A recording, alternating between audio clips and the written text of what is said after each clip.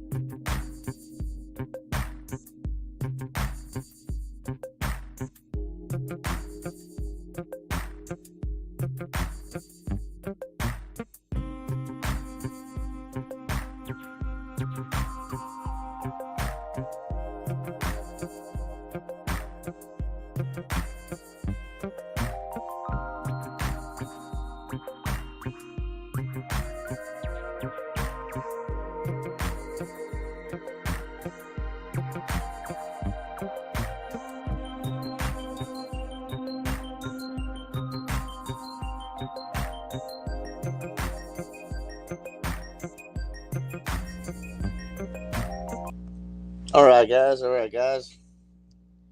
Just want to hop on here real quick, and I started live to talk some Saints football. I know it's Valentine's Day and all, but some people are not all up into that lovey-dovey stuff.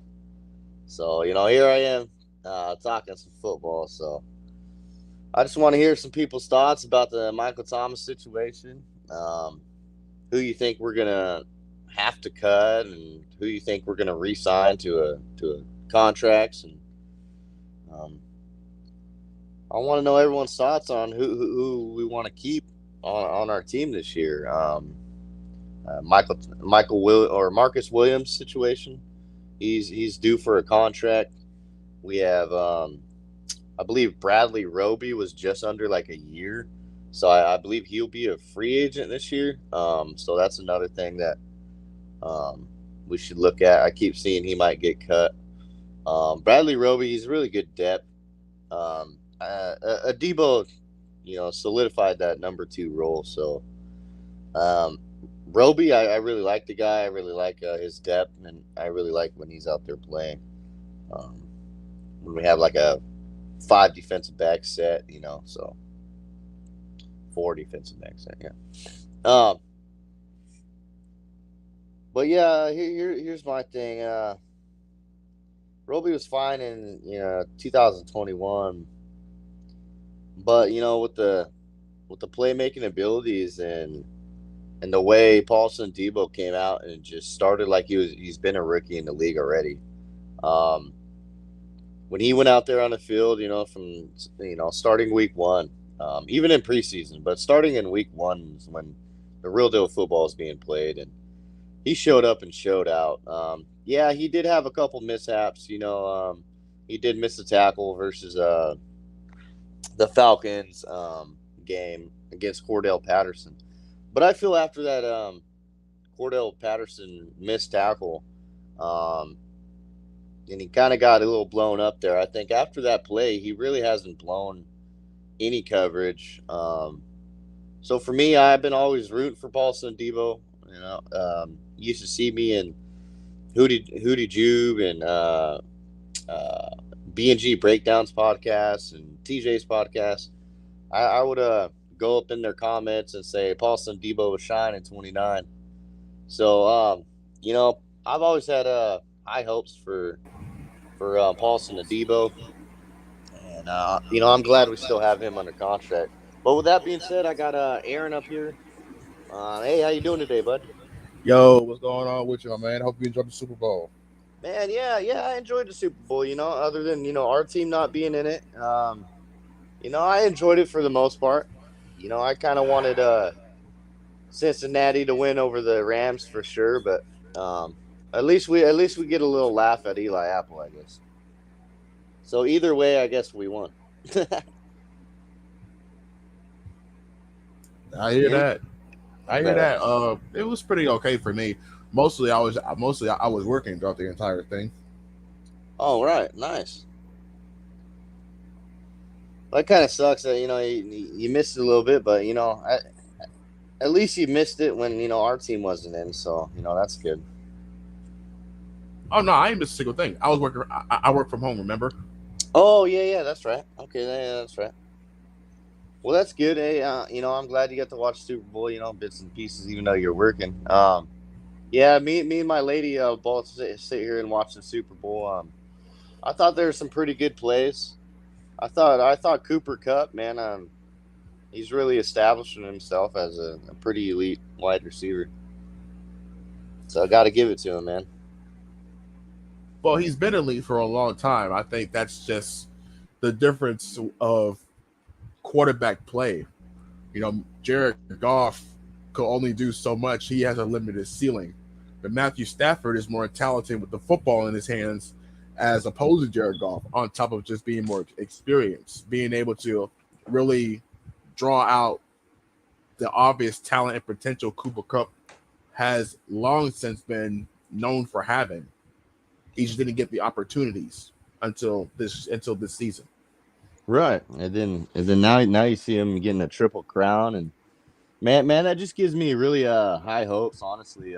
For not to just like cut the Cooper Kupp talk off. I'm just saying, it just makes me excited for Michael Thomas to come back. Because we know that Michael Thomas can be a dominant player just like Cooper Kupp. I mean, if not better, in my opinion. But I still can't take the anything away from Cooper Kupp. I think he played an elite game last night. I think he went out there and put everything on the field, and they went out and got the win. And I got nothing bad to say about Cooper Kupp because I think he's a kind of a quiet guy. He's not real too cocky, and I really like that about him. And man, dude. So nothing but respect for him. I see in the last play when Aaron Donald sacked Joe Burrow. He was already trying to get his finger sized up. So yeah, you knew it once Aaron Donald got in there and made that sack. The game was pretty much over with. But definitely a pretty close game, I'd say. It was all right. But yeah, now that the Super Bowl's over, we're headed into the off season here soon. I think we got, I believe, like a month before the off season officially starts, and we can assign people. I believe it is. Yep. So yeah, I'm really excited. What's your thoughts on who you want to be the Saints quarterback? This season or this coming season. Well, obviously, I'm going for Team Jameis. I do believe Jameis would be a very good quarterback underneath the Saints system, even with Dennis Allen. The thing with Jameis is he's already 3 months after his ACL surgery, and he's already moving well ahead of schedule. Yeah. Jameis is very, very committed to getting back to the game and healthy before the start of training camp. And if he continues at this pace, he'll be ready, I would say, at least a month, maybe 2 months ahead of schedule at this point. And that's inhumane. We're talking about inhumane. Cam Akers came back from an Achilles tear faster than anybody. The projected timetable for recovery is not always the case with these athletes that take care of their bodies and do the right thing. And we're seeing that right now with Jameis. So, and not to mention, he's going to be cost effective. He's going to be a guy that you can afford to bring back into your locker room because the fact that he's coming off the ACL tear with the MCL, and I think a partially torn meniscus on top of that. So, right. Everybody's sorry. It's just everybody's pondering that Russell Wilson is the play, and for some hold on, hear me out. For some, I can understand because what we just saw with the Rams, they went all in. They got a talented quarterback, and they just won the whole dang thing. For Okay, real. I can understand that, but at the same time, Jameis is just as talented as Russell Wilson. He's just not as accomplished, and that's what people, I believe, are confused about. They confuse talent with success, and they think that just because Russell Wilson has won a Super Bowl, that he's more talented at the quarterback position than Jameis Winston. But that's not really the case. When you look at the numbers that Jameis has posted up since 2015, he's been a top 10 quarterback, period. And the difference between Russell Wilson and Jameis Winston is that Russell Wilson was put in a more advantageous, more ideal situation than Jameis Winston. Jameis Winston didn't go to a franchise that had a stable coaching system or a stable coaching staff or even a reliable defense. Whereas Russell Wilson had Pete Carroll, a guy who a sturdy coach like Pete Carroll and the Legion of Boom, which was the best defense we've seen in this in the last 2 decades. And that was a big part of why they won a Super Bowl in the first place. Russell Wilson has not even had a 5,000-yard season even once. Jameis already has that underneath his belt. Jameis has yet to throw more interceptions than touchdowns. Jameis leads the top 10 in multiple quarterback categories. Russell Wilson is also top 5, but when you look at some of these things, Jameis beats out Russ since 2015. So when it comes to having a guy that can make all the right throws or have the type of success that you need out of your quarterback, Jameis can do that. You just need the right weapons as a supporting cast around him. And people want to say Taysom Hill was 7-2. Well, Jameis Winston was 5-2 with a less than ideal supporting cast, and he did it without Michael Thomas. Taysom Hill had Michael Thomas the year before. Yes, Jameis he didn't. He still had 14 total touchdowns and only 3 interceptions. 100%. And we still haven't even seen the connection that Winston and Michael Thomas can have. You know, we know that no matter who's throwing to Michael Thomas, he'll catch the ball, obviously, with Taysom Hill throwing to him. I mean, we established it this year. A lot of people, don't get me wrong, I love Taysom Hill. I love Taysom Hill and his Swiss Army knife roll. A couple times when he throw him in at quarterback, maybe a little trickery, but now they're catching on. Now, 9 times out of 10, you're going to run it to the right-hand side. We know that. So, I mean, us as Saints fans knowing that, coaches from other teams are going to start picking up on that. It's really, I mean, all you got to do is break down the film. So, with Taysom Hill, I really love the guy. I think he's a great football player. Anytime the football is in his hands, the dude's smiling. But I'm with you on this one, Aaron. I really want Jameis Winston to come back. I know we never even got to see his full potential. I feel like Sean Payton was just just grabbing the wrench to take the training wheels off of Jameis Winston. And of course, he got taken from us earlier. Too early because, like I said, we didn't get to see his potential. And I really feel with Michael Thomas wanting to be back, that's another ticket for him to want to come back here because of the fact that he never had Michael Thomas last year. I mean, he had like a wide receiver core that was a bunch of undrafted rookies and Traquan Smith that gets injured every other game. So for him, I mean, he didn't have, like you said, a wide receiver core to even go off from. He might have had an offensive line or something, but I mean, he really had Alvin Kamara to throw to, Deontay Harris, and they started double guarding him. So, yeah, I really can't see, him going anywhere else. I really hope not. I've seen all his workout videos, even the one he posted 12 hours ago, or he was tagged in, excuse me. But he's doing like the quarterback drops, shuffling from side to side. And to me, that, like you said, that's amazing. In 3 months, this guy's over here grabbing the football, shuffling back and forth, putting his full weight on there. To me, if that was me and I suffered that injury, I know I'm not out there being active like a football player, and my body's not as, fit as them, so I probably don't treat my body as well as football players do. So with that being said, I know me, I would probably still be down with a knee brace on and still limping around and barely putting weight on it. So for Jameis Winston, that people call him crab legs or whatever they want to call him, hey, this guy has came back 3 months from an ACL and MCL.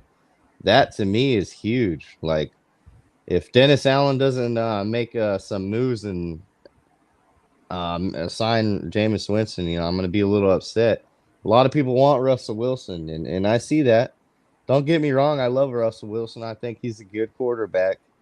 But then again, if we do get Russell Wilson in, I feel like now he's going to have to learn the playbook.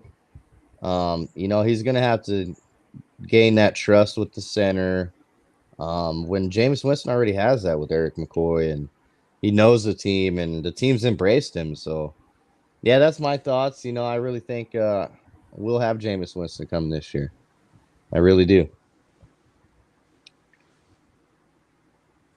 So, who in the free agent, in the free agency or in the draft in the first round, would you like to see the Saints snag up? Well, let's talk about free agency real quick because that's what's coming up first. The Saints have a number of guys that are going to hit the open free agent market. Many of them are guys that you can replace. Like they're either role players or just depth pieces. Those names such as P.J. Williams, Carl Granderson, Quan Alexander, and Marcus Williams, just to name a few. But Marcus Williams and Quan Alexander are starters. Those are two starters that you're going to miss. You're going to miss one, but you're going to hurt if you lose both. With that being said, you're going to want to keep one or the other. If you had to make a choice, if it had to come down to the wire, you have to pay Marcus Williams. He's a top 10 safety in the NFL for a reason. His ability to cover the entire backfield with his wide range, his ball hawking ability, he's the reason why the deep passing game for opposing offenses hasn't been as consistent of a problem as it was before he ended up getting drafted in 2017 in the first place. Not to mention he has rapport with Dennis Allen. He has rapport with Malcolm Jenkins, who is going to be coming back to finish out this last year of his contract. What happens from there, we'll see. But that's a tandem duo you don't want to break up if you can help it. You can sign Marcus Williams to a long-term deal, or you're just trying to buy time that you want to hit him with another, franchise tag and then pay him top safety dollar. All right, you're just gonna have to swallow that. But I would hit him with a franchise tag and try to work out a long-term deal just so they can avoid having to pay that top safety dollar if necessary. It can only help them one way or the other. But if you let Marcus Williams hit that free agent market, you're going to lose. The Saints are going to lose the bidding war for Marcus Williams if he ends up going to free agency, because there are teams out there that are desperate to improve on defense that can really use Marcus Williams in their backfield. The Chargers, the Rams are going to lose Eric Weddle. You got Pittsburgh. You've got even New York, 49ers. Yeah. Arizona. There are a number of teams out there that need new safeties, young safeties that can cover the entire backfield on their own. Who has the ability to see the field. Right. You're going to lose against those teams, especially since they still have to find a way to get underneath the cap. Now, that's probably not going to be an issue, but it's still an issue nonetheless. Oh yeah, always. Every season. And now we're looking at the draft. Yeah, I still don't see the Saints drafting a receiver in the first round as much as we all want them to. 100%. That hasn't been their philosophy, even as Dennis Allen is coming in as a new head coach. That's not going to be the philosophy that changes just because someone else is taking the forefront. Now, I could see them getting a receiver in the second round. There's still plenty of receiver talent, and then I believe they're middle of the pack in the second round. They can get a really good receiver. Yes, a Wan'Dale Robinson or George Pickens, David Bell. I know David Bell's going to be there. David Bell's going to be in second round. I don't know why his draft stock is dropping, but hey, if we could land him in the second round, I'd be super stoked. It's mainly because of his ability, his lack of ability to run block, and Okay. he's a skinny receiver like Devontae Smith. He's not gonna be able to take their. The issue is not on top of his run blocking. They're not sure if he can take the type of punishment that would come with playing as a prominent receiver in an offense. You're going to get smacked around a lot, especially when you're Oh yeah. trying to go over the middle of the field to catch passes, and that's where the Saints, that's where the Saints struggle. Now the good thing is with David Bell, he can play outside, he can play the slot, but he has to show he can be a good run blocker as well as be able to take the punishments that's going to come from guys like a linebacker covering in zone or a safety coming down from his safety spot. Those hits are going to stick. Can he maintain his health with how skinny his body is or how skinny his frame is? Those are two big concerns with David Bell and why he's dropping out of the first round. On top of that, this is a loaded receiving class. Right, it really is. Even with Jamison Williams, suffering an ACL. And there's also John Mechie that can get in the second round. John Mechie's a really good guy. Right. Do you think there's just so much talent that's getting shuffled around? Like it's hard to categorize everybody in the first round. It really is because it all depends on the team and where they want to go with the drafts as well. Because you see all these top name wide receivers, but we never know with the draft. Teams come in and they need say a wide receiver and like the Saints for instance, and then we go different routes a lot. I see the Saints honestly in the first round with the Stead situation. I kind of have a feeling we might go first round offensive line. I could be wrong, but I feel you're right about the wide receiver in the first round. It's never. I don't even think it's been it has to have been past 10 years that the Saints have not drafted a first round wide receiver. Like for sure that I can think of. So I agree with you 100%, Aaron, that I don't believe we'll draft a wide receiver in the first round. As much as I really want us to, I still think we could find plenty of talent in the second round. Like you were naming off some dudes. And all those guys you're naming off are pretty top name receivers. And I believe they can fit in the Saints role, really good. I still think we might shop around at free agency for a wide receiver. Maybe try to get a cheap deal, like a cheaper top name guy like a DJ Chark. I think we could pull him in on a pretty good deal. And I think both parties would be happy that way. I think he'd be happy. He's coming to a better organization, and I think the Saints would be happy because we'd get a number 2 guy. What's your thoughts on who our number 2 guy is going to be coming next year? Hard to say. I know Tre'Quan Smith is most likely going to be out the door because you can find anybody to run block, but you need to find somebody that can command the slot position or the outside, or being able to take off pressure from Michael Thomas, who's going to be back. He's already confirmed he's going to be back. He's going to be back and healthy and hungry. Yes. So a guy that can take pressure off your number 1, can stretch the defense, or at least command the middle of the field in the intermediate game, you need somebody for that. I have a very limited list here on who I would prefer to be number 2. As much as I would love to see Jamison Williams, I doubt it's going to be him. As talented as Jamison Williams is, there's no way wide receiver needy teams are going to pass up on him just because he's suffering an ACL. Like receivers don't get set back as much as opposed to quarterbacks when it comes to playing back from an ACL injury. It's just not going to happen. I think if I was to be a betting man, I would say either Garrett Wilson, John Mechie, or maybe even Wando Robinson from Kentucky. Wando Robinson. Those would be my 3. Maybe even George Pickens as a wild card. Right. Yeah. I got George Pickens as a wild card because I think another team's going to pick him up in the second round before we snag him. So, I think those are good picks, Aaron. I think that John Mechie guy, I was watching his highlights the other day. I think he's a playmaker. I think he's got a lot of yak yards. It looked like I didn't look at his stats, but from his highlights, it looked like he can get some yak yards, and to me, that's big. He can cause separation, and man, you put that kid in a slot, and he does really well. I know Michael Thomas thrives in the slot, but Michael Thomas thrives on every position on that wide receiver.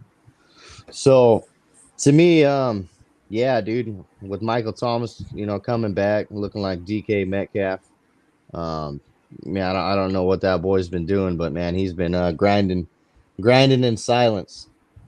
In all honesty, and to me, that speaks volumes because I kind of feel Michael Thomas has been sitting back, taking notes, and listen to all these people saying that he's going to give up on the Saints and he's going to go elsewhere. He wants to go play with Urban Meyer when Urban Meyer was the coach, and all these rumors that us Saints fans had to hear, and for it to finally get put to rest, and for I think maybe DA, they had to have, maybe reached out to Michael Thomas, maybe seen his view on this season, and then that's how the news broke. I'm assuming, or they had to, the New Orleans Saints had to have talked to Michael Thomas for this news to come out, and for that to happen. It speaks volumes because Michael Thomas is a valuable asset to this team. I mean, you've seen it this year. Yeah, we didn't have a solid number one guy, let alone a number two. So, yeah, dude, if we could establish that in either A, free agency, or B, in this year's draft, I would be super stoked because, like you said, I don't see us signing Traquan Smith. I did see Deontay Harris, or Hardy now, a free agent. Do you think we're gonna re-sign him back, or let him go in free agency? Well, he's a restricted free agent, so that's one of the wild cards the Saints have to find a way to maneuver around. Now, Deontay Harris is a former All Pro. He was made All Pro his rookie year, but as a returner, so he's going to command some manner of market value for teams that need to upgrade on special teams, like the Green Bay Packers, the Buffalo Bills, the New England Patriots. Bill Belichick loves his special teams. Teams like that are going to want to look at Deontay Harris as a restricted free agent and try to see where his head's at, where his mind is at. So right. I would say the Saints would bring him back, but I just don't know. Right. Until the Saints start making moves to get underneath the cap space and give us some clarity on where we are with that. It's hard to say anybody is a deadlock outside of Marcus Williams to be brought back to the Saints. And as much as I would hate to see Deontay Hardy go, because he's a really critical piece to this offense, not just in the vertical game, but we already know we can do on special teams. He can flip the field, give our offense short fields, things of that nature. But that's a wild card. I have no idea what's going to happen.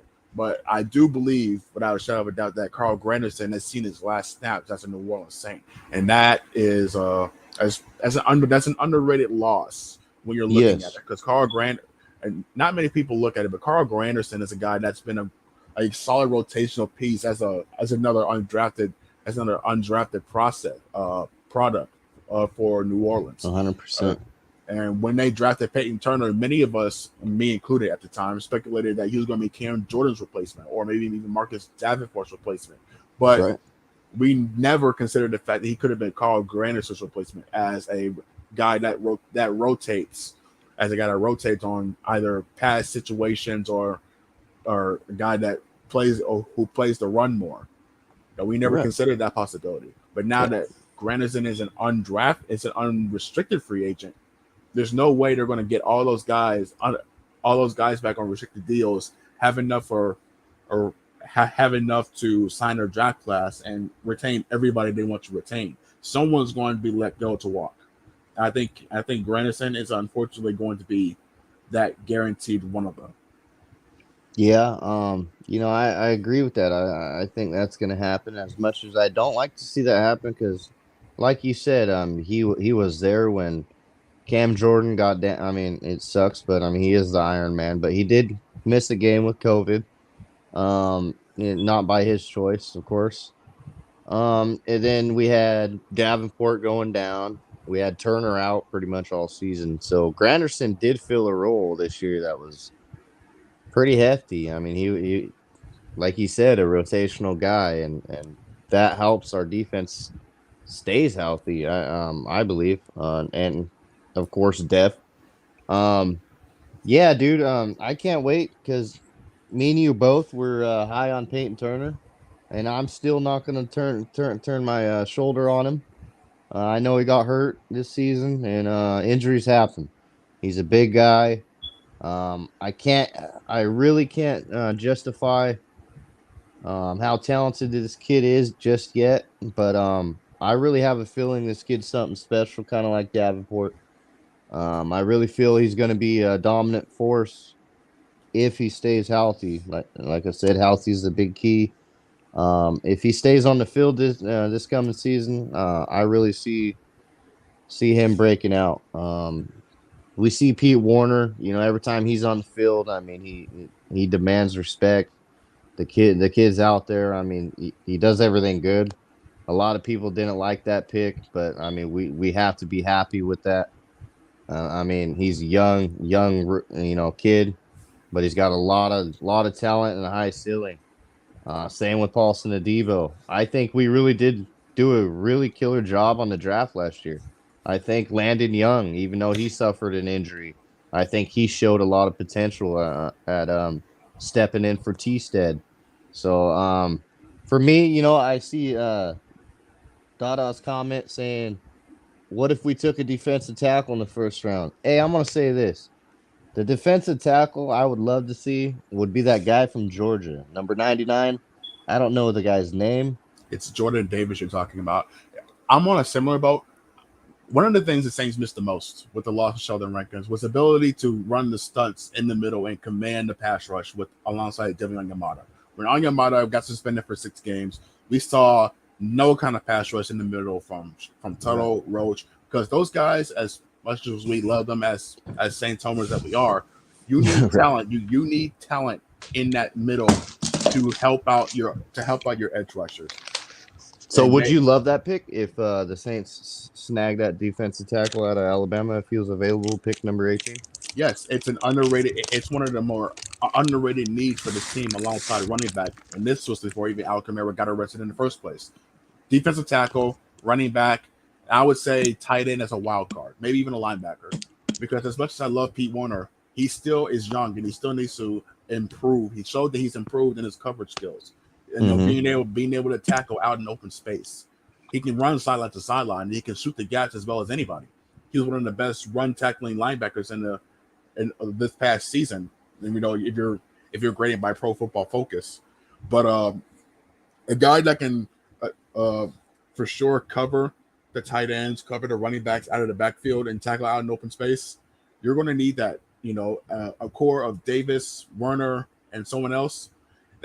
That can't be understated. That's an underrated need that many of us aren't looking at.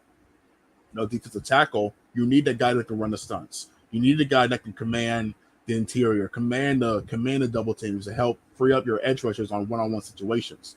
They didn't have that when Onyemata went down, and the talent level between Onyemata and the next best guy, which is Shy Tuttle, unfortunately, is very staggering. They've ignored that position for too long, trying to rely on these great value guys that are in the undrafted pool, and that's just not going to cut it anymore in today's NFL. You need guys if you're going to be a team that wins in the trenches, you need talent inside those trenches. You can't rely on edge rushers just kicking them inside anymore, even though that would probably make the most sense. I mean, you just can't do it anymore. If you're going to shoot for trench warfare. If you're going to shoot for the mentality that Dennis Allen has, a guy who said that he wants to play with intensity that's so high that opposing teams won't or cannot be able to match, you have to get a guy like Jordan Davis, maybe even Devontae Wyatt, or even Otito Agbana from UCLA. Right. I would love that guy, like you said, from number 99 from Georgia. I think that guy would would benefit us in a really good way. Like you said, we haven't had a really dominant interior defensive line guy besides Alyamata. I mean, we had Brown, but we let him go or we traded him. I can't really remember exactly, but he's gone. And then we had Sheldon Rankins, and we let him go as well to the Jets. So yeah, we haven't really had anybody since those two players. And for me, as much as a lot of Saints players would, or I mean Saints fans would hate to see us draft a defensive tackle. Hey man, that defensive tackle out of Georgia's, he's about his business, and you team him up with David O and Cameron Jordan and Davenport. That defensive line would be pretty much. I mean, all first round talent in my opinion. You got Davenport, you got Audie Mata. I mean, he's not a first rounder, but I mean, Audie Mata is his own man. He definitely demands respect on that D line. He's definitely a big guy. He can get to the quarterback, but like we've been talking, we definitely need another defensive tackle. So if we do go that route, guys, don't be surprised. Don't get upset because like Aaron said, we've been neglecting that position for a while now, and now it's starting to show. I mean, we had Malcolm Roach and Shai Tuttle being our starters pretty much on that defensive tackle position. So, yeah, I wouldn't mind us going defensive tackle in the first round, O line and wide receivers. Second round, third round, and beyond that. I think that would be a pretty good pick in my opinion. All right. With that being said, I gotta head off. I got documents I need to sign for my boss lady, and I got some more stuff to do around the house. So I'll catch you later. Right. I'll be listening after I finish everything. So everybody in the chat, y'all know All what right, it is. NBC, bro. Yep. Hey, Big Smoke, my dude. What's good? What's good, Aaron? What's good with y'all? I haven't talked to you in a hot minute, bro. Been busy. Hey, we still on to do that watch party for draft night? Yeah, most definitely. I'll be there. I bet. All right. I'll hit you up on that sometime in a couple of weeks. I gotta go. Yeah, most definitely. All right. You said it. All right, peace out, Aaron. I'm glad he showed up, guys. Hey, Smoke. Listen, what's your thoughts on this draft coming up here?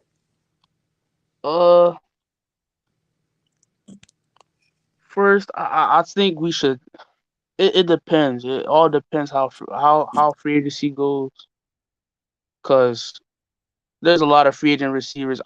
Me personally, the ideal would to be go for a receiver in the first round. But like y'all said, the interior defensive lineman position needs some depth. Not even depth. We need a second man next to Anyamata to create pressure, to be even more dominant. So getting someone like Jordan Davis in the first round is like the most secure pick you can possibly get. That's if he's available. If he's not available, go Chris Olave.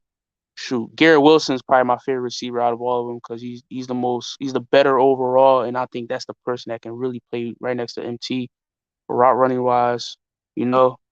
But yeah, that's as far as the first round. Now the second round, like I said, you can still skip on the wide receiver in the second round. No, the third round. The wide receiver class this year is as deep. It's really deep. You can find a wide receiver all the way at least to the fourth round. Like the wide receiver class is that deep, so you can at least skip on a wide out in the first round, get a D lineman or a tackle. A tackle that I'm looking at is what's the guy from that small school?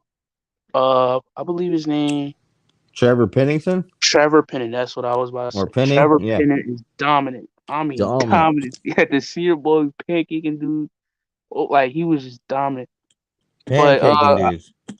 I rewatched that Eagles game in the game Landon Young started. And he didn't even do that bad. He only got called for one penalty, and he only allowed two pressures from the stats that I was looking at.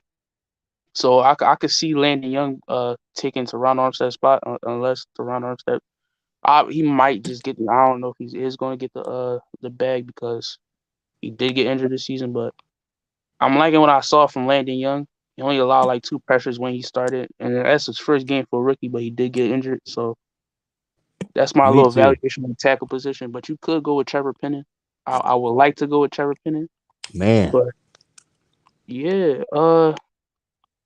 that's my assessment for now. But yeah, Yeah, I'd be super stoked on Trevor Penning. That yeah, dude coming up into this year's draft and just before Senior Bowl. This kid was being talked about, but not like these other guys like Evan Neal and stuff. yeah, But after the Senior Bowl, you heard who they were talking about. They were talking about Trevor Penning. He was pancaking fools out there on drills, even in the game. Like that guy is a dominant yeah, player. So hey, dude, I wouldn't mind that pick. And that Jordan Williams, I think that Georgia number 99 guy. yeah. Jordan Davis, yeah. Yeah, dude, those two guys. I mean, those are automatic starters. That's what I'm Man. saying. Yeah, that's like your And that's secure picks. Yeah, right, and that's exactly what I want to do in this year's first round. And like you said, it depends on this free agency and what we do and who yeah. we sign. And but I would really love to get another dominant player that would automatically be a starter, whether that's a wide receiver, offensive tackle, Yeah. a defensive tackle, any one of those positions. I'd love to see. As much as I'd like a tight end. I think there's only like one dominant tight end coming out of this year's draft. Yeah, you got Trey McBride. I like Isaiah Likely and that's like some of the tight ends that I really like. But this is not like a Kyle Pitts type. There's not like no Kyle Pitts in this draft. It's more of a solid tight ends they could really use on the team. So I will still look for one. But the free agency class of tight ends is not that bad either. So no, it's not like yeah, it's not super bad at all. I was just saying I think the most starting tight end coming out of this year's draft, like you said, is Trey McBride. yeah. That dude, to me, I mean, that dude has a lot of potential. He reminds me of I'm not comparing the two, but he does remind me a lot of George Kittle. The way those two play, I mean, they play like this pretty similar, big body guy. So that's my take on Trey McBride. I think he'd be a badass pick, but I see him going in like the second round, high in the second round for sure. Yeah. Also, we do need to take care of that running back position. 100%. The one running back that I'm really looking at is James Cook that can not imitate Kamara's spot, but he can most likely replicate what Kamara can do in that backfield. Because look, Tony Jones Jr. He's my guy. But like, I'm not saying like, no. What I'm trying to say is, I don't think he will have the impact that what Kamara would have. No. You can still have like Tony Jones Jr. as a backup running back. I still mess with Tony Jones Jr. Even Mark Ingram too. Mark Ingram. Okay. People say he's looking, like age. Honestly, he hasn't aged in my opinion. Like, right. In my opinion, I think Mark Ingram, he kind of came later on in the season into our team. I still when he got thrown in, he just got there. I think the day before that, yeah, he got thrown into the game and he had over 100 yards. So for people to think that, we got to realize, hey man, our offensive line was shit this year. I mean, that's what I'm saying. That's why I wouldn't really so judge I can't Tony really Jones Jr. season too, because the right, O-line was just 100%, dude. And if you look back at like Mark Ingram when he was with the Texans, he was having a good year. He had the most yards as a running back in the Texans. Like on the Texans team, they had to move a running back up. After they traded him to us, and the Texans were hurt after that at running back. So yeah, I still think Mark Ingram can come back. I still think he can if Kamara is down for 6 games or something. I think Mark Ingram can solidify that number 1 spot until he gets back. But yeah, you're right. I think we should sign another guy. What do you like? How do you like Marlon Mack? Marlon Mack, he's another pretty solid back. Honestly, I wouldn't mind him, but I'm not on a train of signing no running back Right. unless it's like for a vet minimum. I'm not really on a train of signing a running back. I would rather draft one, or even possibly look in the UDFA column because you can possibly find one of those again, like Tony Jones Jr. Right. But oh yeah, like I said with Tony Jones Jr. If you look at the Green Bay Packers game when the O line was fully healthy, for the exception of Eric McCoy, I think who got injured week 1. Right. Tony Jones Jr. had a solid 50 yards behind Kamara and a couple on the ground on the receiving game. So Wow. like I said, I'm not for the people out there. Like I'm not going to evaluate Tony Jones Jr.'s season this season. Like this season, I'm really not going to evaluate this season with Tony Jones Jr. I'm gonna give him at least a full one more year for at least. You know what I'm saying? Give him a whole evaluation about that. Right, because like this year evaluating our running back room is kind of hard. Like you said, it all starts with offensive line. Yeah, If you don't get good blocks, your running back's not gonna look good at all. If the play's getting blown up before the running back can get to the outside of a block, then then you're not gonna find success. So yeah, in my opinion, man, you're right. We as much as I hate to say it, because Alvin Kamara, is our boy, but we don't know about the suspension or what's going to happen. Like we really don't. yeah, And like you said, I don't want to go out and have to sign another guy. yeah, Um, I really don't. Like, yeah, maybe pick one up in the draft, like you said, just to have that, as a backup. You know, I really still think we're gonna have Mark Ingram as our number 2 guy, and yeah. And I really he do. already has like good chemistry with Da on his way back. So it's like I think Mark Ingram could be back. With the- Yeah, I think Mark Ingram is gonna come back. To be honest, guys, for one, he's gonna have to with this. I mean, we have to assume Ingram. Kamara is gonna have a. Sorry, no. Yeah, dude, I was like, we're gonna have to assume Alvin Kamara is gonna have a suspension. So with that being Yeah, said, he's probably not going to be able to play week 1. So week 1, we have to establish a starter at running back. Yes, we know Alvin Kamara is our starter, but as long as he's suspended, he can't play. So we have to have a starter. So I think Mark Ingram is going to fill that role. And like you mm. said, I don't know if the whole Tony Jones Jr. situation. I don't know if he's a free agent this year or he's still under No, contract. he's still under contract. I believe so. Okay, then I think we just probably roll with him. Yeah, In all reality, and sign Mark Ingram. But I don't know. I mean, maybe DA has a different plan. To be honest, guys, I just want us to have a healthy offensive line. I can't wait for the addition of Michael Thomas to come back.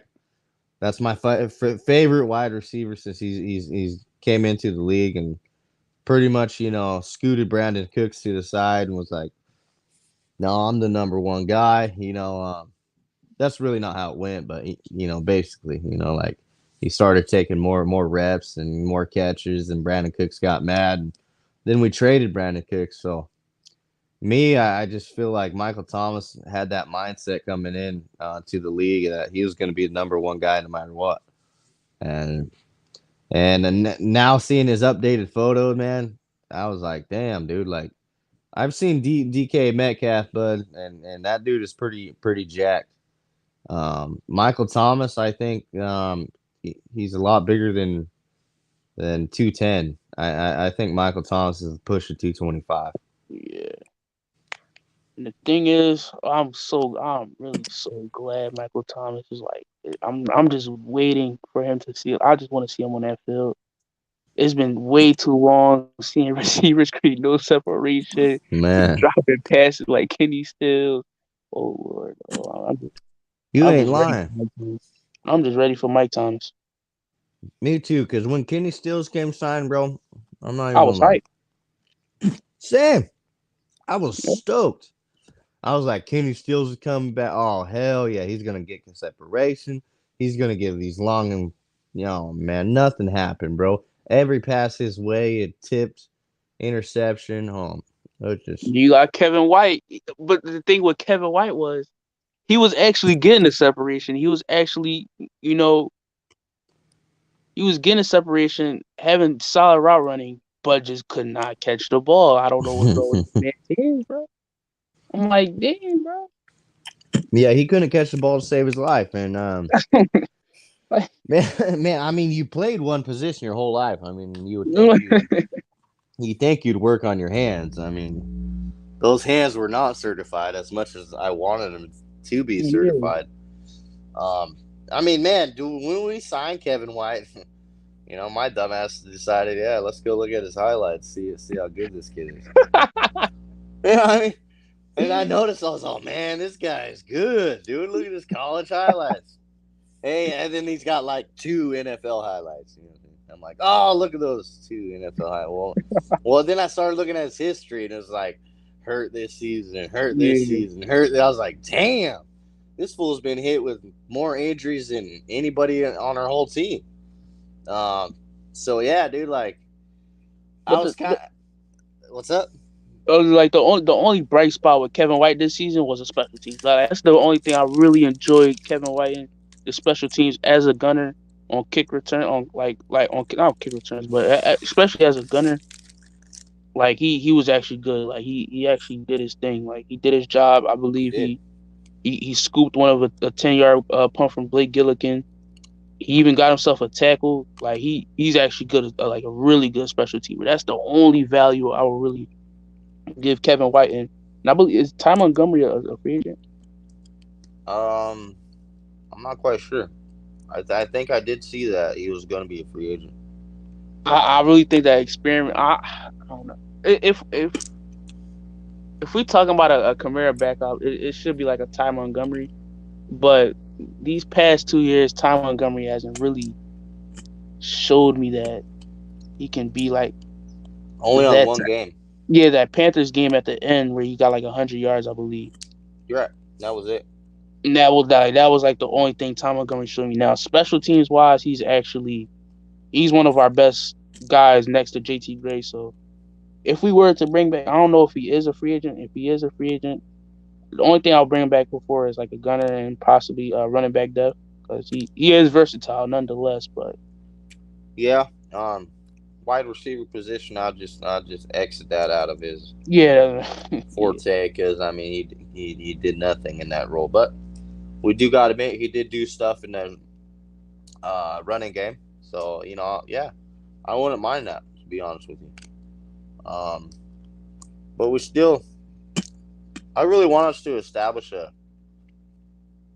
dominant wide receiver, man. Other than like you said, other than Michael Thomas, because we know what Michael Thomas does. We know who he is. We know what he can do. Nobody can guard him. But with that being said, that means a lot of teams are going to double guard him because they know his ability. Yeah.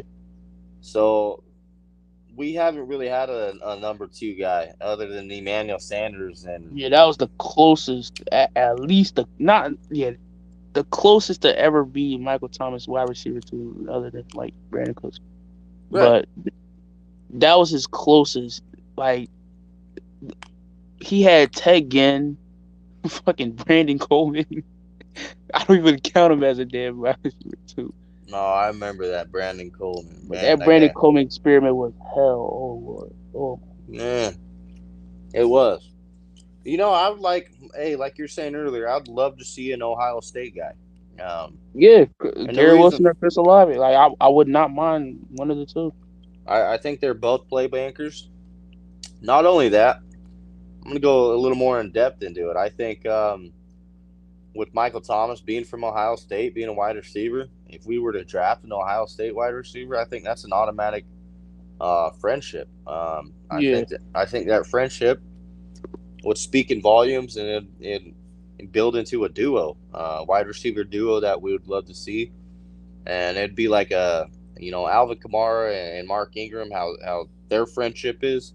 I think Michael Thomas would have that type of friendship with an Ohio State wide receiver if we drafted him. I don't know if you saw it on his Twitter, but he even posted Olave and Garrett Wilson. I know he wants to play with him. I know he wants to play with him. That would be a duo to watch. Like you said, at pick 18, if we could get a Garrett Wilson, I'd be super stoked because I think I'm really happy. Yeah, I really like Garrett Wilson. I think he has a little more upside than Chris Ozolov, but either one of them I'd be super happy with. I just think Garrett Wilson is just a little more versatile. I mean, he's got a lot of playmaking ability. Yeah. And I would love to see him in the black and gold for sure. And the thing is, in the free agency, I wouldn't mind getting back Emmanuel Sanders. He doesn't age. Like, his route running is still there. He still has a little speed to him. So I wouldn't mind no Emmanuel Sanders. Just what Dada just said. Like a vet number 2, I wouldn't mind. Even and then drafting a wideout, I just wouldn't mind that. Me neither. I wouldn't mind drafting or signing a solid number 2. Even a Sammy Watkins, if we could bring him in on killer deal, I think he could be a good number 2. And if we can, score a wide receiver in a draft, I think that'd be awesome too. A DJ Chark. I say those 2 names because I'm trying to look at money wise, and I think those 2 guys aren't at a top dollar level. So I think they would come in at a cheap deal. Don't get me wrong, I would love other name receivers. Allen Robinson, he's going to be a free agent. I think he's going to get big money elsewhere. Exactly. Yeah. Exactly. Why Chris Godwin, he wants to be back with the Bucs, and of course they're going to give him that fat dollar. There's other name wide receivers that I'm not. Odell Beckham Jr., but I believe he just got hurt, and I think the Rams are going to re-sign him as well. Let's see. I'm going to look at that right now. But yeah, I would love to see one of these receivers in free agency. That's like not. What's up? You go ahead. No, you go ahead. That's like not a super big name that wants the bag. You know what I mean? That's it. Well, and another thing is the linebacker position. I don't know why people people gotta understand depth is a good thing. So bringing back Quan Alexander makes this linebacker core even better than what it has been in at least the past 5 years. Right. You got Quan Alexander, you have Pete Werner, you have Demario Davis right there. That's your 3, and then Zach Bond. He's still my guy. I still think he has potential. Personally, I think we're using him wrong. He should be on that line. Pass rusher. Yeah, hopefully Dennis Allen has a interest in speed rushers like Zach Bond, because if you've seen every time he was on blitzes with Demario Davis, he was always at the quarterback. Even in the Dolphins game, he sent them at Tua Viola. He got him twice. Even I believe the Patriots game, he got a pressure too. And if you look, even though it's preseason, take it with a grain of salt. Zach Bond was dominant when you rushed him, when you blitzed him. He's solid in coverage, and he's not even supposed to be a coverage linebacker. He's a pass rusher put into I don't get why Zach Bond is not really used how he's used, but you at least got him used as he's a good backup. He's a good backup for now. And you got Andrew Dowell, good special teamer, and you have Caden Ellis. So it's like you have linebacker depth, and Quan Alexander can add more linebacker depth to what you already have. Because back then, golly, we had Craig Robinson as a backup, Manti Te'o, guys who although it was good run stoppers on coverage, they couldn't guard a lick. Not a tight end, not a running back, nothing. Quan can do that. Quan Yeah, can he do can. that, and he's as Pete Werner is as good as Quan, but Quan has the more experience. He knows how to guard the running back. He knows how to guard the tight ends. I Right. want Quan back. I need Quan back alongside with Marcus Williams. So it's like, yeah, You know, I'm with you on that. I think Kawan has a lot of upside, and honestly, I don't think he's going to be wanting that fat bag. I think he's going to want to yeah, play with Demario Davis. He found a culture. He found a team that he loves. I kind of feel he will be re-signed. I think we need him not only just for depth. The rotation with him and Pete Warner. Not a lot of people like the rotation, but for me, I think it's smart. that's what I'm saying. Yeah, I Um, like that. Not only does it keep both of them healthy, um, it keeps them both fresh all game long. Yeah, You see Demario Davis out there almost every play. every play. Yeah, It's got to get tiring. But Mark, I mean, hey, not taking nothing from Davis because he's an absolute animal out there. Um, yeah, but with the rotation of Pete Warner and K1, I think if we can keep that going, it benefits them both from injury. I think K1 as well. I think not only do they both get playing time, they both get hyped off each other. You know what I'm saying? Kwan yeah, makes a good yeah. Most play. definitely. You know what I mean? And then he goes sits on the bench and lets Pete Warner make a big play. I mean, it's stuff like that I love to see, man. And That's what I'm and we saying. Yeah, we definitely need K1 back. I'm with you 100% on that. I'm a big K1 fan. The energy he brings to the defense is yeah, something special. That's like when you seen when Ceedy Duce and K1 was not playing. I yeah. believe it was COVID or something. You seen that I energy. believe Quan Alexander had the elbow injury, Oh, yep. and then I believe City had an ankle injury. That's when he Yeah. injured his ankle, and then yeah, Yeah, that's right. So it's like, for me, it's like, man, those guys, I mean, did suffer injury, and I don't know, dude. Like, for me, I think they're worth it. I think Kawan's worth it. Um, just like I think Jameis Winston is. yeah, I think he's worth it as well because those are both dominant players, and I think just like with Winston, I think he brings an energy. Not like K1's energy. K1's energy is yeah, a lot Quan, of yeah, hype. yeah, Um, and that's what I was saying. K1 and CD, when they were off the field, man, you noticed the energy die down a lot on our defense. Yes, we still had Demario Davis out there. He's our hype man. But I feel like he feeds off of Kawan. He feeds off of CD Deuce's energy. yeah, Cam Jordan's always smiling. Um, that type of energy out there in a defense is exactly what I want us to portray on our offense. I want and the reason I even mention George Pickens every now and then Oh, for that's my for a round two in my pick. rankings. He's moved up in my little wide receiver rankings. Oh, I don't know if you 100%. have Wandale Robinson in your ranking, your wide Yeah, receiver yeah, ranking, but yeah. if we were to skip on a wide receiver in the first round, it's either George Pickens or Wandale Robinson. That's my Yes. wide receiver choices. Hey, I like those picks. I Yeah, really like George Pickens just because I feel he has a CD Deuce type energy.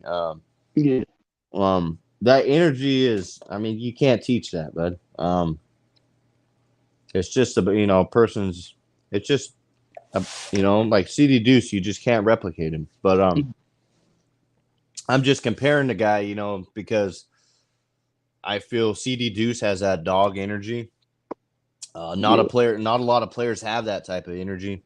And George Pickens, um, the reason I say him is because he brings that. He's got hands. He can make those playmaking abilities. I yeah. really think He can look stretch the field too. right. He can stretch the field, and I really think, yeah, if you look at his stats, they're not that great. Um, because he did suffer ACL earlier in the season, Yeah, but if he didn't, he'd be, talked about in the first round. He's yeah, got most definitely. right. He's got first round talent. But like me and you are saying, I think he goes in the second round, and I wouldn't mind that pick at all. I really wouldn't. Well, yeah, another thing is the thing. All right, so me personally, I wanted Eric Bieniemy to be our coach. No lie, but I I feel wasn't that. mad with the Dennis Allen pick. I think shit, Dennis Allen pick was probably you. I wouldn't say, how would I word this? Now, I really like the Dennis Allen pick. It wasn't bad. Like it couldn't be any worse.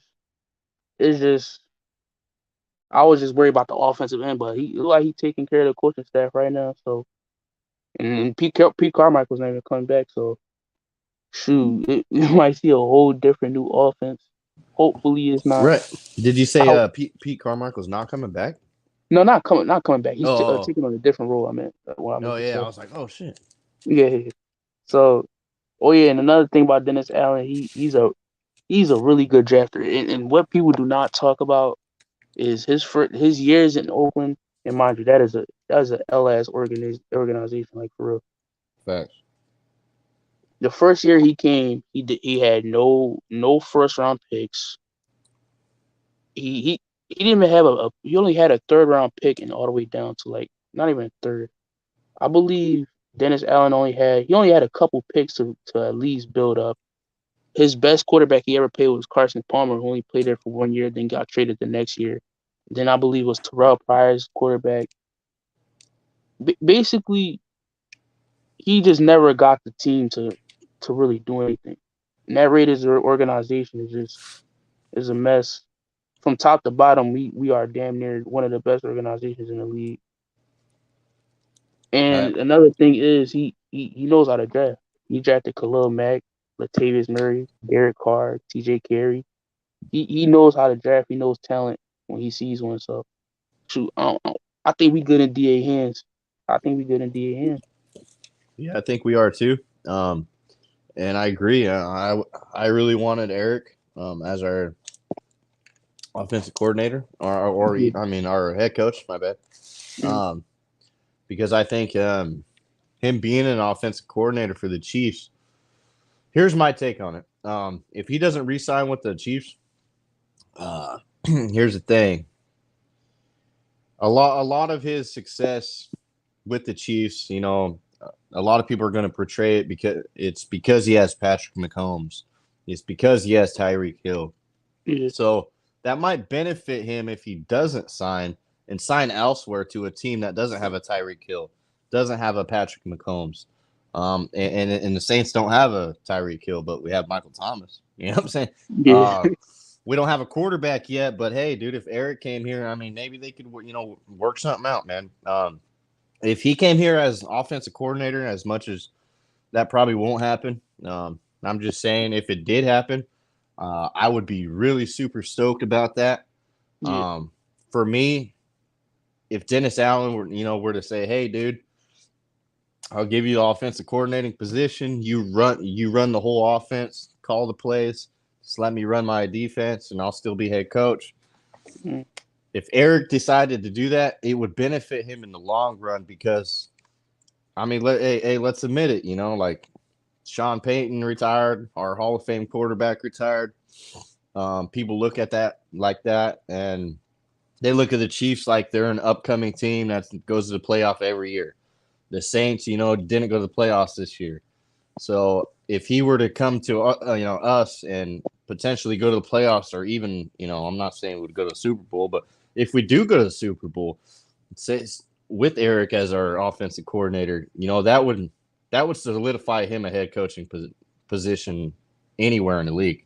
Like he would get a head coaching position elsewhere if he did that, in my opinion. But like I said, I don't know where he's going to go, or because all the head coaching jobs are fulfilled. So he is talking with the Chiefs.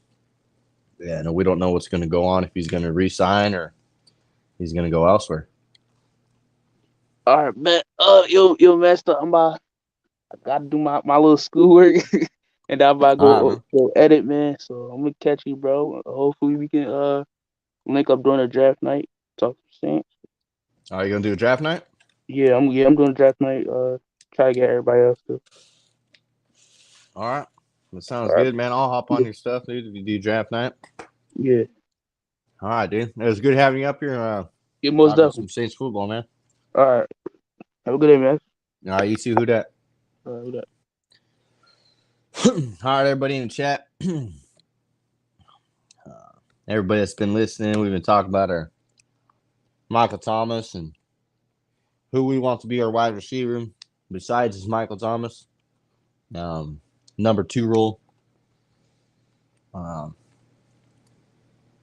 Anyways, I see the last Saint up there in the comments.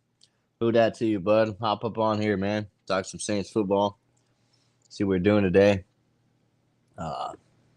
Dada, we need a number 2 vet wide receiver, in my opinion. I agree 100%.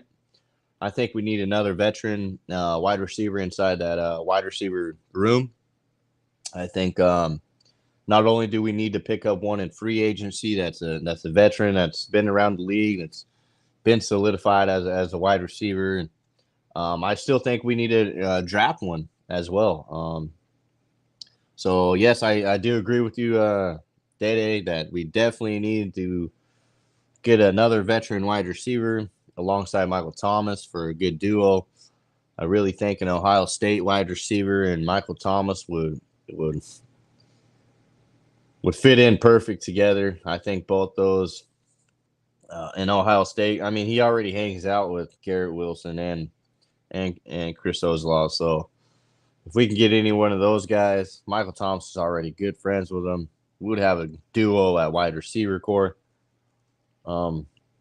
But yes, I believe we need many weapons at wide receiver, not just Michael Thomas. I really feel we need a couple more veteran, like a veteran wide receiver. DJ Chark, Sammy Watkins. I say those names because I think they don't have. I feel like they don't have a high number when coming to signing them. So I think we could bring them in on a cheaper deal. Maybe Emmanuel Sanders. I don't know if he wants to bag or he wants to come back to New Orleans. If he does, that would be awesome. I did like Emmanuel Sanders. I didn't think we used him to his full ability. I think when he was out there, he played decoy and blocking a lot, more than he has in any other teams. You've seen him with the 49ers and Jimmy Garoppolo under center throwing to him. And that year in 2019, Emmanuel Sanders balled out. So I think the talent's still there. I think he's still got a lot of gas left in the tank. I think Emmanuel Sanders causes a threat at wide receiver. So if we could pick up, someone like him, if he doesn't want the bag, like I'm saying, because a lot of these top name receivers that are going to be free agencies are going to want paid. They are looking at their future. It is a business. So we got to look at that as well. So, like a Chris Godwin, we see him. He's going to go back to the Buccaneers, guys. He's already stated that. They're going to reach out and make sure he gets a fat bag and not go anywhere. So that's one of the big names. Allen Robinson, I see him wanting to go somewhere, but he wants to get paid big time. Big name wide receiver.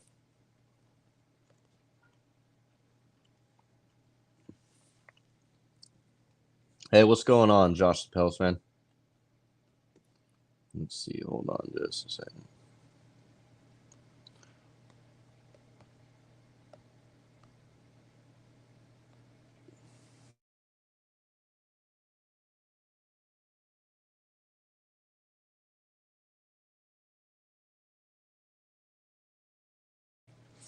Okay, well, Josh is in school right now, so he can't talk, but that's okay. That's okay, buddy. You can just kick back and listen. Maybe on one of your breaks you can just talk or something if we're still going on. I might go live later on tonight, bud. So that might help as well. Anyways, all we were talking about was just the Michael Thomas and who we want to see at that number 2 wide receiver position. Me personally, I said it earlier. I'd really like a veteran.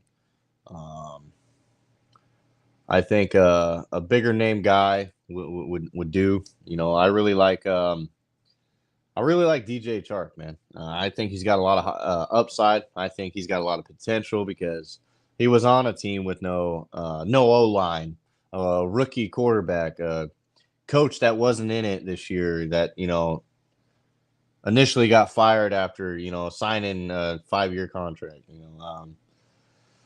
Yeah, it's just to me, I think DJ Chark's got a lot of upside, especially at being number 2 wide receiver. Coming in not as a number 1, coming in as number 2.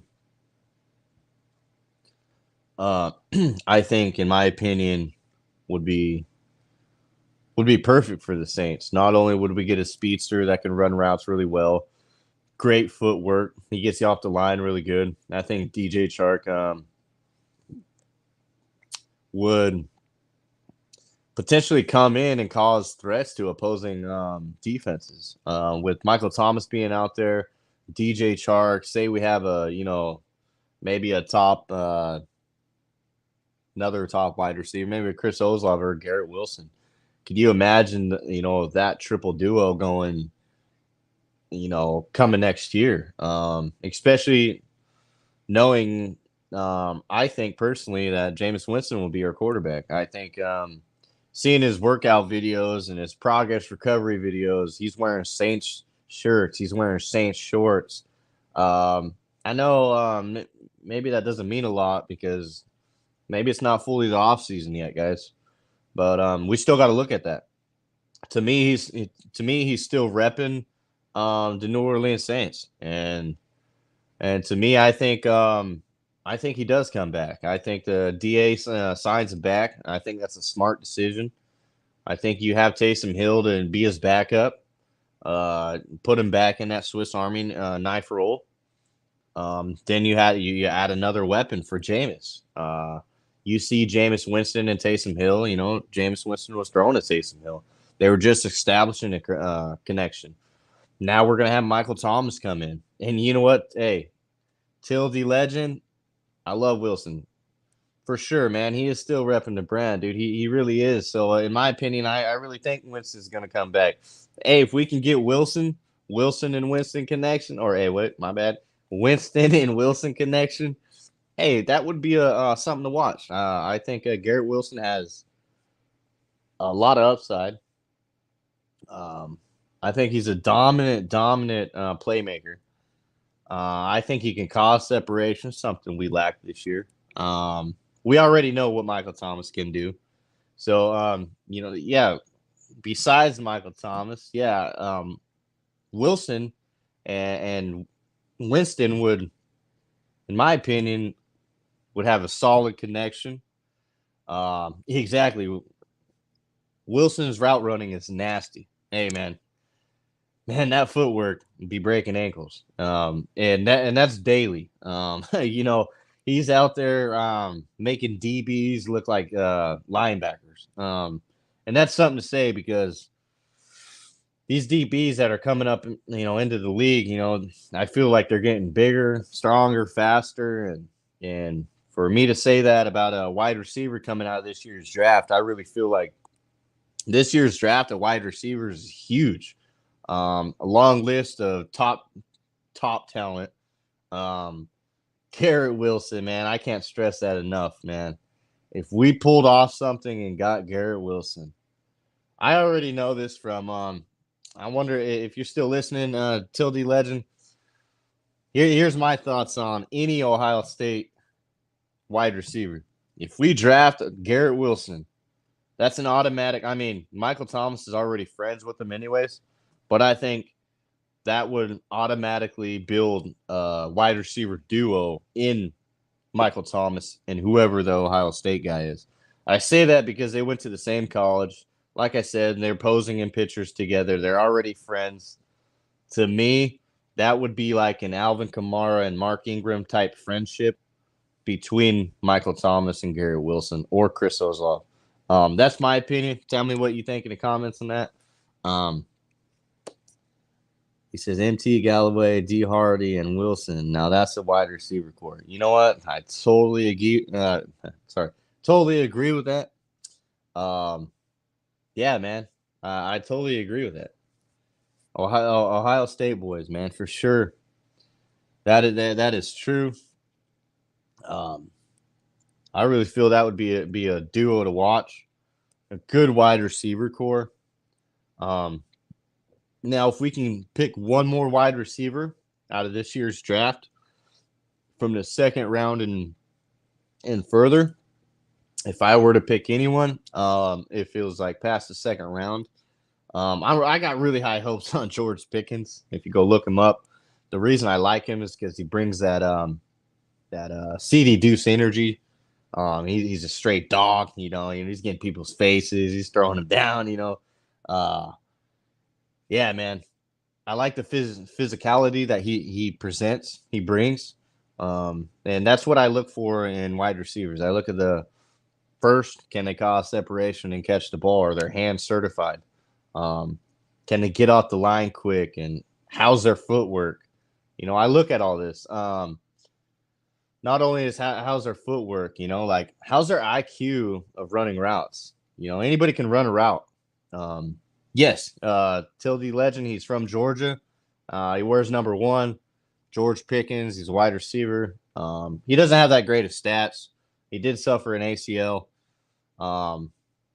That's why I think he's going to fall in the draft because of that. He did suffer ACL this year. Stats didn't look too great.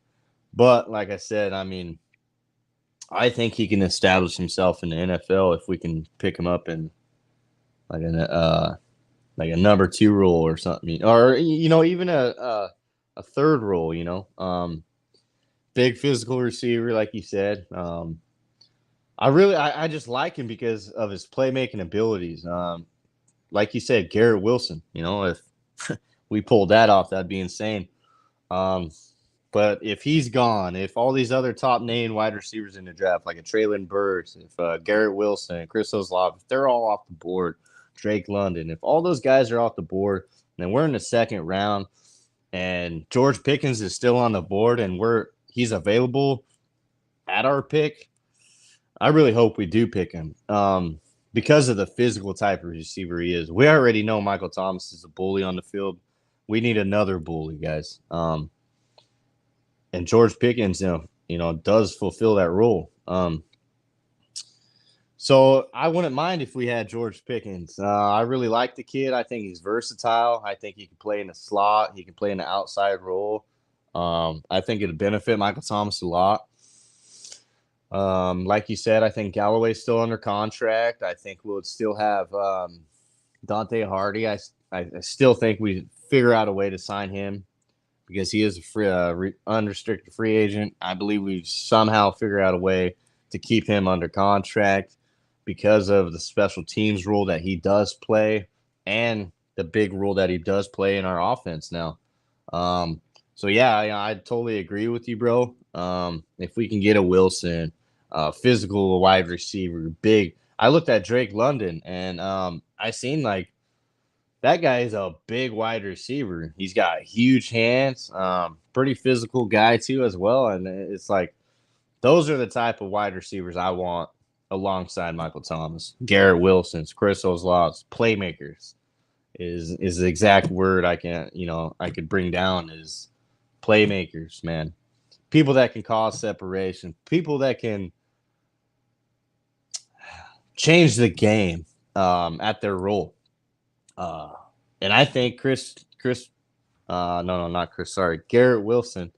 I really think Garrett Wilson can fulfill that role. He can play.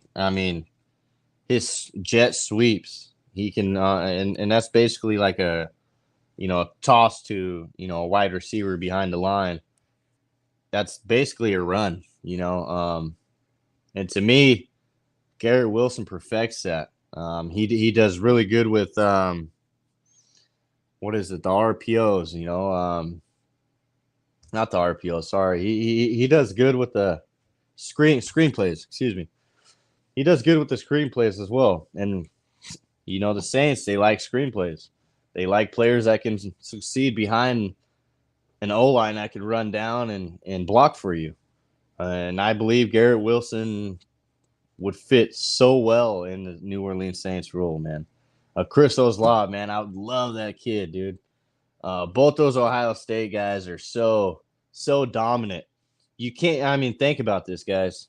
Out of all the college football teams and out of all the wide receivers in college, 2 of them are top 5, and they're coming out of Ohio State. You know what I mean? Or top 10, excuse me. 2 of them are top 10, and they come out of Ohio State from the same team. That tells you a lot. That tells you let the New Orleans Saints get the wide receivers coach from Ohio State. I just bust some jokes, but no, being real, man. If we can get, I mean, look at that, dude. 2 wide receivers, top 10 out of all the colleges, football teams that battle for that spot. And now you got 2 coming out of this. I mean, I can't stress that enough. You have 2 dominant wide receivers coming out of one college this year, and that's Ohio State. So whatever Ohio State does to these wide receivers, look, we got Michael Thomas, man. These wide receivers come into the league, and they play dominant. It's like they're NFL ready. And so I got to give it to Ohio State for getting their wide receivers ready. They're getting their safeties, their cornerbacks. They get like a whole team ready. Maybe, not so much their quarterbacks. But I believe Ohio State, I mean, they gave up on Joe Burrow pretty much. So they had him sitting on a bench when the other people were playing. So in my opinion, I think Ohio State are really, really good at drafting and developing wide receivers at a high level. And we're seeing that with Garrett Wilson and Chris Olave. And if we could pick up any one of those guys in this year's draft, guys, I'll be super happy. If we could pick up the defensive tackle, out of Georgia Tech, I think it is. They got a big G on their helmet. That guy's huge, number 99. He's a playmaker, man. He's one of those guys like an Aaron Donald. In my opinion, if he was alongside David Ademata, Cam Jordan, Davenport, that defensive line of ours would be the best in the league. And I'm going to put, I'd put money on it. If we were to get the number 99 from Georgia, defensive tackle, that guy is just relentless, man. He breaks down an O-line single-handedly. He demands to be double-teamed. So, with that being said, if he's getting double-teamed, what about David O? Because he demands the same type of respect. Same as Cam Jordan. If Cam Jordan gets a single one-on-one coverage, he's going to get to the quarterback. Same with Davenport. If he's getting one-on-one coverage, 9 out of 10 times he's going to get there. So with that being said, don't be upset, guys, if we do get a badass defensive defensive tackle in the first round, which I hate to say because we've been drafting defensive linemen last 3 years, I feel like, coming out of the first round. But that goes to show you how dominant our defense is. And Tildy Legend, I see you now, real talk. Man, hey, that's I think you're talking about when I was talking about George Pickens and or the Ohio State wide receivers coach. Either one. Hey, I feel you, real. If we could get a wide receivers coach, guys, I'm gonna say it right now. If we can get a wide receivers coach that develops players like the Ohio State wide receivers, I couldn't ask for even more. Ohio State wide receivers coach, come on through, bud. No, no, yeah, I know he's a college coach. I'm just clowning around, to be honest, but man, Curtis Johnson being fired. A lot of people, some people were upset because he's been on our team for a while. He's been our wide receivers coach. Our offensive line coach got fired. My opinion, those are both good firings. The strength and conditioning coach, I don't know what the hell he's got these players on, but man, our players been getting hurt, left and right. So I don't know if he's got them eating fast food burgers and French fries on the side and a little pack of Tylenol for their headaches, but man, it ain't working. So that's why we fucking went ahead and fired that guy. He's gone. Maybe we'll get a strength and conditioning coach that actually helps these players in not only preventing injuries, but I see you till the legend is good. Hey man, I just clown around. Sometimes you gotta have fun, But man, I gotta tell you, man, these strength and conditioning coach. I mean, maybe it was just the football guys that hit us with legends. With legends. Sorry, maybe it's the football guys that just hit us with injuries this season, bro. But in my opinion, he's strength and conditioning coach. Man, he's back there eating Taco Bell, sipping on fat old Diet Cokes, bro. Thinking it's good for your body or something. Well, I got news for you. It's not. Oh, hey, yeah, hey, you're right. CJ was Sean's guy, not Dennis's. Hey, as soon as Dennis signed that head coach position, he says goodbye. Sean says, hey, he's a good buddy of mine. He's been together for 10 years. I think he's a good wide receivers coach. Hasn't developed a wide receiver since Michael Thomas, but the Ohio State wide receivers coach did that before he got to the NFL. So, yeah, we can't give him credit for Michael Thomas. So what guy can we give credit to Curtis Johnson for developing, in a Saints organization? I can't really think of one. He had Ted Ginn and couldn't do nothing with him. He had Emmanuel Sanders and made him look worse than, I thought he did. He's all, you're out of here. All right. I'm clowning now. That's good. Anyways, guys, he's all back there eating Taco Bell. Hey, you're right, dude.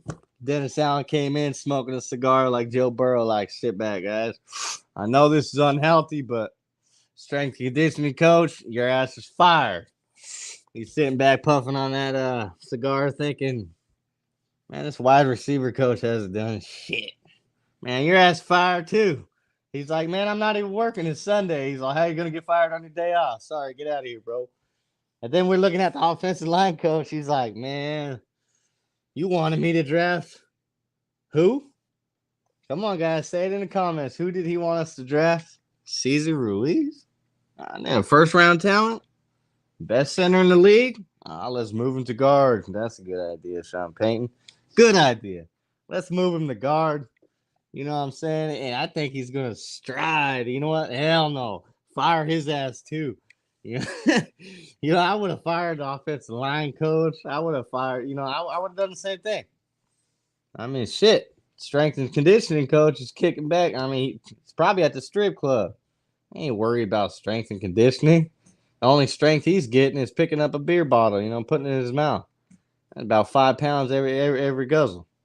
But, that's about, he ain't out there, got the energy boosting these players up, man. We need a coach at the wide receiver position, at the offensive line position, and, get these fat boys into shape. You know what I'm saying? Slap them around a little bit, tell them, hey, dude, you let anybody come through this line, no burritos for a week. You know what I mean?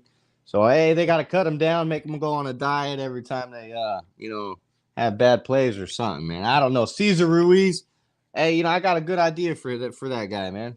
Moving to fullback. You know what I'm saying? Move that guy to fullback. He might be able to run the ball at the 1-2 yards. He might be able to score a touchdown here and there, but he ain't blocking worth shit.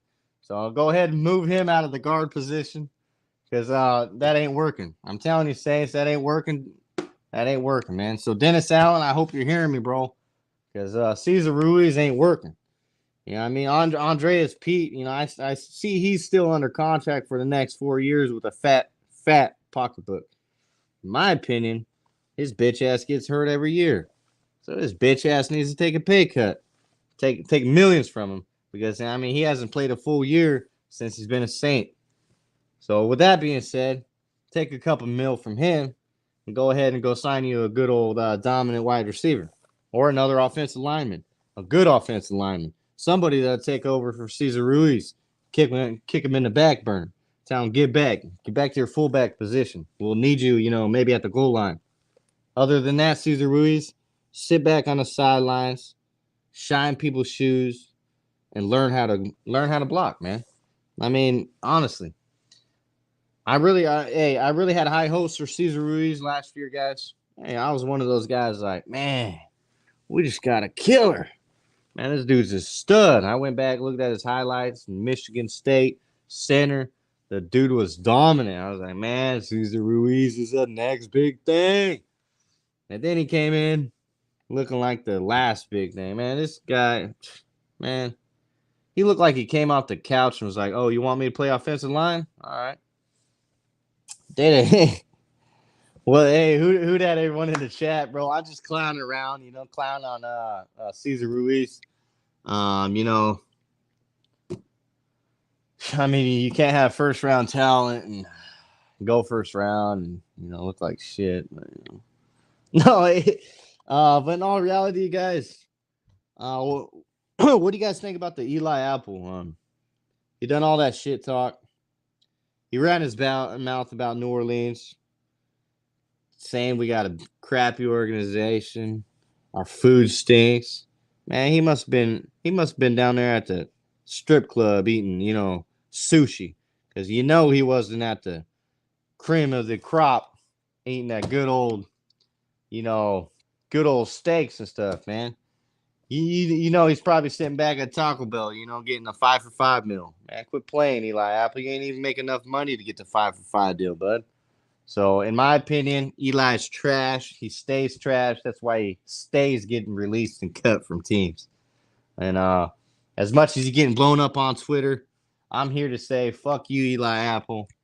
I'm going to clown you every day of your life until you block me on Twitter. And hey, bro, I'm just up here clowning. I think it's funny. No hate, all love.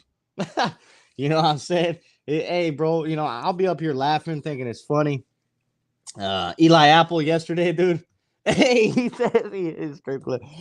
I'm just stating facts. Eli Apple say New Orleans have no good food, man. I don't know what the hell he eating. Like I said, he must be at that local strip club on the back 40. The nasty strip club back on the corner. You know what I'm saying? Serve all you can eat sushi in the back, not in the front. You know what I'm saying? That's Eli Apple. That's where he was eating. He got a little mad because probably got a little cold sore on his lip. Probably got a little herp. But hey, man, that's the gift that he keeps on giving, and that's all he's got, bro. Is nasty ass diseases, and he got from a strip club.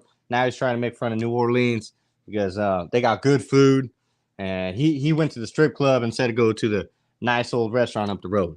So that's his fault, not ours. So go ahead, Eli Apple. You can clown all you want, but we already know the strip club took care of you with that sushi in the back. So, anyways, guys, with that being said, Eli Apple is trash.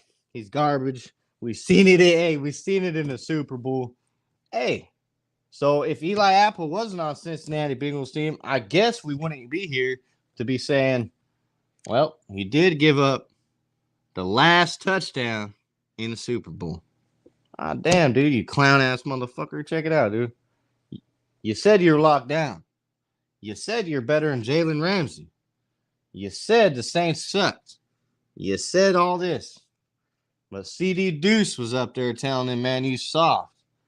And that soft-ass coverage proved you're a soft-ass motherfucker. So, Eli Apple, I'm going to trash you until you block me on Twitter. I might as well just go tag you in this damn video because right now I'm just feeling a little extra. And I'm going to be a little extra today. I'm going to tag you in at least 60 things of Eli memes talking trash to Eli. And hey, guys, if I finally get him to block me, I did my job. as a Saints fan. You know, I ruined his day. You know, he can't even go online without thinking, man, all these people are, he's on my bed, got more coverage. Hey, damn, bro. Read that one out loud. Hey, that was good. I don't even care. Hey, check it out. Sorry, YouTube, but, you know, this is, again, X-rated version. He said, little X-rated version up here on the YouTube channel. I got to say, he's on my bed, got more coverage than Eli Apple. Man, well, after that coverage in the Super Bowl, you know Eli ain't getting nothing by nobody. His pimp game went from 10 because he thought he's gonna win down to 0 because that fool is not a hero. You know what I'm saying? So that's all I gotta say about Eli. That fool ain't getting no coverage in no bedroom. So yeah, Slim South. I mean, hey, talk that trash. You already know. You probably getting more action than Eli. And Eli's supposedly this, you know, superstar famous guy. But we see how big of a hero he is in big moments and big games. And we see what he had, you know, we see what happens, man. He goes to try to cover you know, the only big weapon that the Rams have, and you kind of already know what number they're going to go to, which is number 10. And Eli Apple, you know, thought he can cover him, and he was just terrible. So for him to talk, you know, I kind of had a feeling this was going to come. I really thought it was going to come versus the Chiefs game, but Eli Apple, he skated out of those that game with a win. They went into the Super Bowl, and I still had a feeling that Eli Apple was going to get exposed. You've seen it, being a Saints fan. Let me take you back, guys. 2019. We're having a good season. I think we were on like a 10-game winning streak. We were going up against the 49ers at home. Eli Apple guarded Emmanuel Sanders when he was playing for the 49ers. If you guys remember correctly, Emmanuel Sanders had over 200 yards that game. Eli Apple gave up those yards. Eli Apple so they switched. If you guys remember correctly, they switched and was like, okay, Eli Apple, you're going to guard Deebo Samuel and Marshawn Lattimore. We need you to, you know, guard Emmanuel Sanders. Emmanuel Sanders got locked down. Next thing you know, Deebo Samuel, first play, touchdown right on Eli Apple. He gave up 300 yards between two wide receivers in one game. The New Orleans Saints fans, being a fan of the New Orleans Saints, knowing how bad our defenses have been throughout the years, seeing one side of the field get took every continuous play, that goes to show you how trash of a player he really is. And to be honest, I'm not just sitting up here trashing him because it's Eli Apple. I'm sitting up here telling the facts. Okay, he went from the New York Giants. He got traded to the Saints because the Giants organization knew what that dude was about. They put up with him. The fan base of the New York Jets knew. The Saints thought we got a decent trade. He started playing pretty good. And then he got blown up. He started getting, you know, he basically started getting burned in coverage. We've seen the real Eli Apple. So for me, guys, like I'm just up here just stating like this guy gets traded, he gets cut, he gets released. Mind you, after we cut him, he signed with the Raiders before the season started. The Raiders let go of him because he wasn't that player. They knew his history. They let him go. Cincinnati Bengals gave him a shot. You know what I'm saying? And, hey, he did okay. They made it to the Super Bowl, but, you know, that was mostly because of that offense. So Eli Apple has no room to talk his shit. And I've been noticing that he's not on social media. He's not on Twitter, like, running his mouth, posting comments. Because every time he gets on social media, he's getting blown up. Because he did all that shit talk. I got to say, the New Orleans Saints voodoo is real. I got to admit, man. I mean, hey, dude, you go talking down on the whole city of New Orleans, something bad's gonna happen, bro. And I honestly believe that. I believe that happened to Eli Apple. Coincidence. He's the one who gave up the game-winning touchdown. But yeah, enough about Eli Apple's trash ass. Back to our team, guys. I see people in the comments. I see there's still people up here, up in here. So I got some questions for you. So coming this year, guys. Who do you see us picking up as our quarterback? Do you see us picking up Jameis Winston? Do you see us picking up a different quarterback and going elsewhere? What vision do you see the Saints are going to go with? Me personally, I think it's going to be Jameis Winston. I really feel for the benefit of Taysom Hill, because he did get the contract, I still feel we're going to sign a quarterback because we need a quarterback. So I still feel we're going to draft Jameis. I still feel we're going to sign Jameis Winston. And to be honest, yeah, there might be a little bit of a quarterback competition. But in all reality, I really feel the quarterback competition is going to go the same way, if there even is going to be a competition. Because we keep hearing Ian Book wants to be in that competition. Of course, Taysom Hill would want to. Jameis, if we sign him, and of course, we already know the outcome. Jameis will be our starter if we do sign him. I'm really excited to see him and Michael Thomas gain a connection. We know Michael Thomas can have a connection with any quarterback behind center. We've seen it with Taysom Hill. We've seen it with Drew Brees. We've seen it with Teddy Bridgewater. The only guy we haven't seen it with is Taysom Hill. Jameis Winston. We haven't seen those two have a good, solid connection. We've seen Taysom have a good, solid connection with Michael Thomas because that was his go-to guy. Back in last year when he went on that 5-game stretch or whatever. Me personally, I really want Jameis. I think he's got a lot of high upside. I think we didn't even get to see his full potential. I think if he comes into this year's league, he could him and Michael Thomas.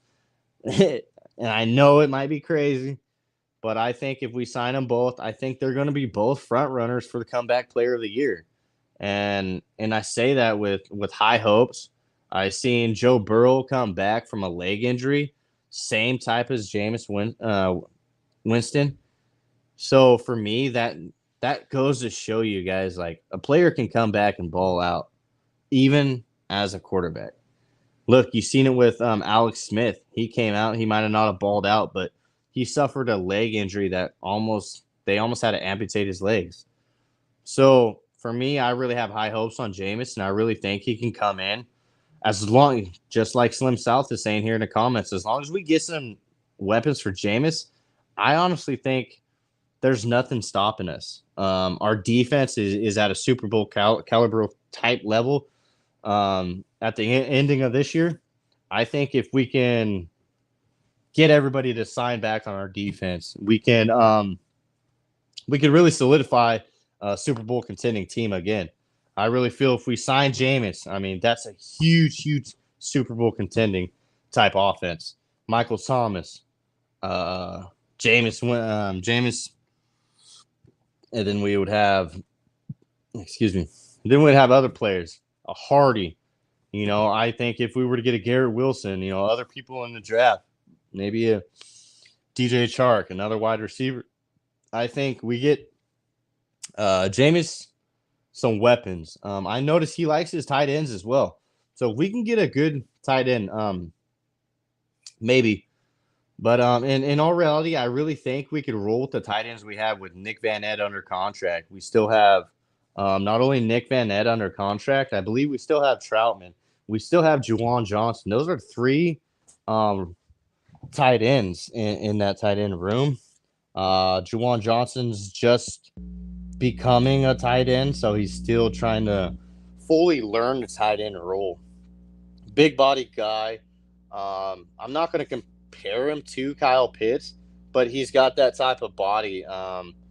style. So for me, I think if we just keep the tight ends where they're at now and just focus on more weapons, as in wide receivers and, of course, another running back with the Alvin Kamara situation, I think would definitely need maybe another running back. If that's Mark Ingram, I'm all for it. If that's another running back, okay, in the draft, that's fine with me as well. As long as we could basically hold it down until after Kamara's suspension, we have to prepare for that. We have to prepare for a suspension just in case. Never know. So with that being said, I really think we might sign Mark Ingram to another short-term deal, maybe like another year. I think we might either just roll with Tony Jones or we'll just, pick one up in the draft. But yes, I totally agree with Slim South. I really hope we get Jameis some weapons because Jameis is in my opinion, a dominant quarterback. You've seen when he went down how downhill our team started going. Yes, that we got to take into consideration the O-line went down too. But when Jameis went down, there's a lot of hopes that started dying. Being a New Orleans Saints fan, I mean, we just had our Hall of Fame quarterback retire after 15 years, and then we finally get a quarterback in Jameis that we're finally taking training wheels off, and then he got taken from us by a horse collar tackle. So in my opinion, I'm really excited about this year's offseason, free agency. I really think DA is going to make a big splash. We're never a big team to make a big splash in like free agencies and trading. But I think with DA being our head coach, Sean Payton being out of the building, I really personally think that DA is going to take that initiative and be like, hey, we need some good, valuable players. We need a dominant offense that contributes to our dominant defense. So I really think we're going to go sign a couple wide receivers. I think we might make a big splash in this free agency and sign, a pretty good name, maybe even 2 wide receivers. I couldn't imagine if we could sign a couple wide receivers at our free agency, even on a cheap deal like a DJ Chark and a Sammy Watkins. Dude, could you imagine if we both signed both those guys and still picked up a young receiver or even these offensive linemen that are going to be free agencies this year? Like me personally, I want a good, solid offensive line for Jameis to be behind, for our running backs to be behind, so we can make big, huge plays down the field. Without an offensive line, you see what happened. Our team wasn't so dominant this year. Once our O-line went down, it wasn't as good. So for me, as long as we can establish our O-line after our quarterback, of course, I want us to really establish our O-line this free agency and draft. That's big for me. I really want that position fulfilled to the strongest ability. I want some solid wide receivers besides Michael Thomas. Like I said, a good name wide receiver. One out of this year's draft. There's so many out of this year's draft, guys. The depth at wide receiver in this year's draft is insane. I would even say top 20 dudes are NFL ready when it comes to the wide receiver position. So for me, if we can get any one of those guys, I'm going to be here to say I'm really high on George Pickens. I'm going to continue saying his name. Second round guy. He should be your first round talent. He got suffered an ACL earlier in the season, so his stats aren't that great. But he's a big body, physical guy. That's what I like looking for in a wide receiver. I think he'd complement us really well. I think any of the Ohio State guys in this year's draft would complement us. And Michael Thomas. I mean, man, I just can't wait for this offseason, guys. So yeah, those are my thoughts. I just hopped on here, wanted to hop on here. I've been on here for 2 hours now, so I'm gonna probably go ahead and hop off. But thanks for everyone in the comments and the chats for go ahead and listening and tuning in and hitting the like button and subscribing to my channel. It means a lot. I'm just new upcoming, so I work a lot, so on my days off I try to get on here and talk some football because I'm a football fanatic. I love the Saints, so I just like to hear everyone else's inputs on our team as well. I like everyone else's opinion on where they would like to see, in draft and where they would like to see who be our quarterback and etc. Man, I really like, coming on here, popping up live, and just talking with the Who Dat fan, man. It's good to see you guys on here. It's good embracing our football culture here, and I can't thank you guys enough. You guys are what makes us want to go live and talk New Orleans football, man. So thank you everyone in the chat. Slim South, I see you. Thank you for saying great show. Thank you for being in here in the comments, cracking some jokes, having some fun. So yeah, guys, thanks again for tuning in. I'll probably have another live going on maybe tonight. We'll talk some more football, maybe a Super Bowl recap. Maybe I'll do a mock draft and bring people on and let them do their own mock draft. We'll see how that's going. See if I can get Hootie to help me out on that one, because I'm not too computer savvy. But yeah, we'll go ahead and do that. So anyways, I just want to say who dat to everyone in the chat. You guys have a wonderful day. Keep grinding. Keep your heads up, everyone. No, we didn't make it to Super Bowl. Super Bowl's over. Off-season's on its way. We're ready for a good off-season, a great free agency, a great draft. And coming next year, watch out. New Orleans Saints football team is coming.